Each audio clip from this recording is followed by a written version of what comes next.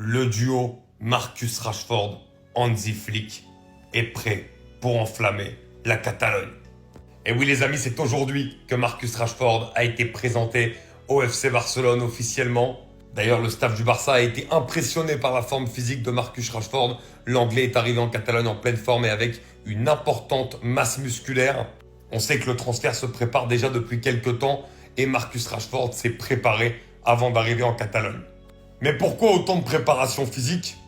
Sûrement parce qu'on sait de quoi il est capable et de quoi il a envie. On sait que c'était un rêve pour lui, il l'a dit, de signer au Barça. Mais surtout, il arrive dans l'équipe de Flick. Et il sait que dans l'équipe de Flick, il faut une superbe condition physique. On sait qu'il parle depuis longtemps, même bien avant l'officialisation de son transfert avec le technicien allemand. Il a d'ailleurs révélé aujourd'hui qu'il avait énormément parlé à Hansi Flick et qu'il était un acteur majeur de sa signature à Barcelone. Hansi Flick croit énormément en l'international anglais et l'international anglais essaie de lui rendre puisqu'il s'est déjà très bien préparé avant d'arriver. Maintenant, on va attendre de voir la pré-saison, les premiers matchs amicaux. Mais très clairement, moi je pense, je vous l'ai dit lors de la vidéo que j'ai fait lorsque Marcus Rashford a été annoncé au Barça, je pense que Rashford sous Flick va retrouver son prime et même peut-être plus que ce qu'on a vu jusque-là. En tout cas, je l'espère. L'Atlético Madrid enchaîne les Here We Go dans ce marché des transferts.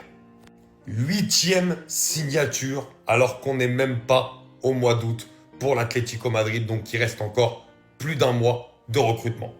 L'Atlético Madrid vient d'annoncer la signature de David Anco, lui qui était pressenti, ça devait même d'ailleurs se faire à Al Nasser, et ben finalement il ne rejoindra pas le club saoudien, il rejoindra l'Atlético Madrid.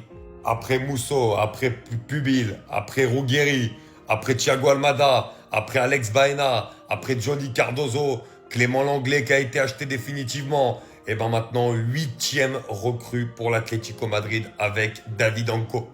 Très clairement, l'Atlético Madrid est en train d'acheter énormément de joueurs, sûrement pour amener un nouveau souffle.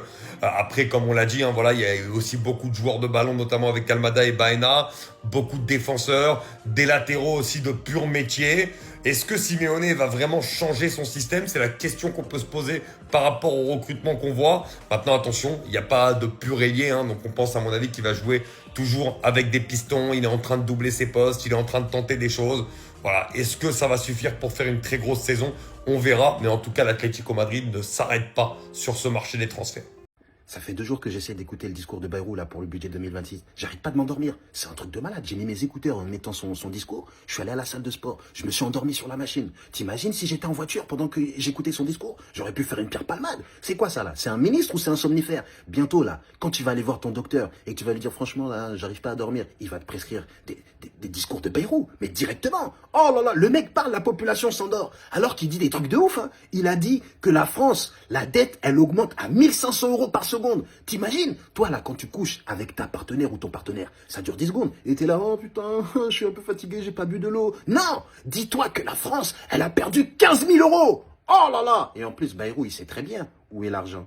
Ben ouais, ça va dans ses poches. Parce que lui aussi, il a été accusé de détournement de fonds. Bah ouais, c'est un voleur, comme Marine Le Pen. D'ailleurs, elle, je tiens à le dire, elle a été victime de racisme. Comment ça? Tous les partis ont le droit de mettre la main dans la caisse, et elle, quand elle met la main dans la caisse, hey Marine, t'as pas le droit, toi. T'es une Le Pen. Ton père était antisémite. C'est un truc de fou. Là, ils ont vidé les caisses et c'est à nous de faire des efforts. Tu te rends compte de la dinguerie? J'ai l'impression que tout le gouvernement, c'est des proxénètes et tout le peuple français, on est des travailleuses du sexe. On a travaillé toute la journée. Notre en bas est bousillé parce qu'on a eu des clients violents. Et là, Bayrou, qu'est-ce qu'il est en train de nous dire? On y retourne la nuit. D'ailleurs, grosse force à toutes les travailleuses du sexe qui n'ont ni congé, ni jour férié. Voilà, donc force à vous, mais bientôt on va vous rattraper. Parce que là, ils ont retiré 2 jours fériés et 1 semaine de congé. Donc bientôt, peut-être qu'on sera à armes égales.